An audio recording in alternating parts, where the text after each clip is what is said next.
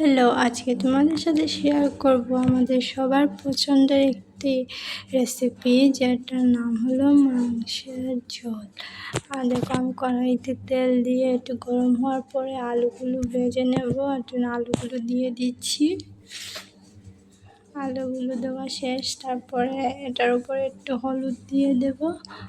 হলুদ দিয়ে একটু নাড়িয়ে নেব।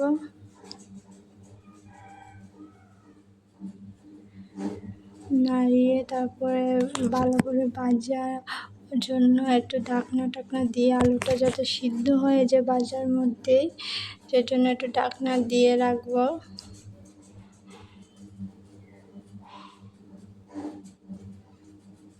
তারপরে একটা বলে আমি 1 কিলো মাংস নিয়ে নিয়েছি। মাংসটা ছিল মুরগির মাংস। দেখো, মুরগির মাংসের উপরে লাল মরিচের গুঁড়ো, হলুদ গুঁড়ো, এটা পরিমাণ মতো নিয়ে নিতে হবে। তারপরে জিরে গুঁড়ো,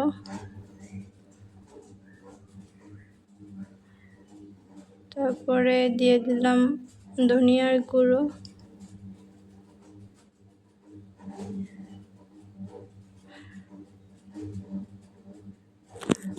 তারপরে আমি একটা পাত্রে রেখেছিলাম আদা কুচি, রসুন কুচি, কাঁচা লঙ্কা কুচি। তারপর আমি দিয়ে দিলাম এটা পেঁয়াজ কুচিও দিয়ে দিলাম। তারপরে গোটা রসুনও দিয়েছি 3টা।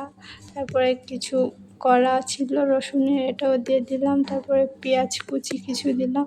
তারপরে একটু অয়েল নিয়ে নিলাম।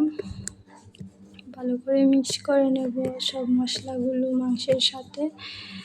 এবার মাখাতে হবে। যত ভালো মাখানো হবে তার এত টেস্ট আসে খেতে। তারপরে পরিমাণ মতো লবণ দিয়ে দিব। দেখো আমি কীভাবে মাখাচ্ছি, এরকম মাখালে টেস্ট বেড়ে যায়। তারপরে লাস্টে আমি একটু লেবু দিয়েও ভালো করে মাখাবো। আমি লেবুটা দিয়ে দিলাম। তারপরে ভালো করে মাখিয়ে কিছু সময়ের জন্য রেস্টে রেখে দেব। ওইদিকে আমার আলুটাও প্রায় হয়ে গেছে, একটু বেশি হয়েছে, কিছু না। এবং আমি আলুটা উঠিয়ে নিচ্ছি একটা আলাদা পাত্রে। উঠিয়ে তারপরে কড়াইতে যতটুকু তেল ছিল এর সাথে আর একটু অয়েল অ্যাড করে নিলাম। তারপরে কোচানো পেঁয়াজ দিয়ে দিলাম। কোচানো পেঁয়াজটা ততক্ষণ ভাজতে হবে যতক্ষণ ব্রাউন কালার চলে না আসে। দেখো আমি কীরকম নাড়াটাড়া দিয়ে ভাজছি, এরকম তোমরাও ভেজে নেবে। আমার পেঁয়াজটা হয়ে গেছে। তারপরে মাখানো মাংসগুলো দিয়ে দেব, ম্যারিনেট করা মাংসগুলো দিয়ে দেব যাতে চিকেনটা ভালো করে কষানো যায়। তারপর আলুটাও দিয়ে দিলাম। কিছু সময়ের জন্য কষানোর জন্য আমি ঢেকে রান্না করে নেব। দেখো আমি মিক্স করে নিলাম তেলের সাথে মাংসটা। এরকমভাবে নাড়া দিতে হবে, না হলে নিচে দিয়ে লাগার সম্ভাবনা আছে। দেখো মাংস থেকে জলটা ছেড়ে দিয়েছি। যতক্ষণ না এই জলটা শুকাচ্ছে ততক্ষণ মাংসটা ভাজতে হবে।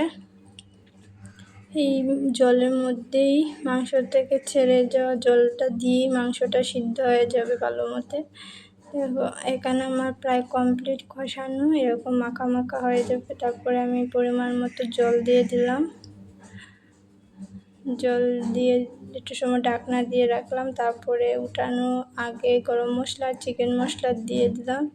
এবং আমার কমপ্লিট মাংসের ঝোল। দেখতেও যেরকম লোভনীয় হয়েছে, খেতেও এরকম দারুণ হয়েছিল। তোমাদের ভালো লাগলে ভিডিওটা লাইক শেয়ার কমেন্ট করবে এবং চ্যানেলটাকে সাবস্ক্রাইব করে দেবে। Thank you for watching.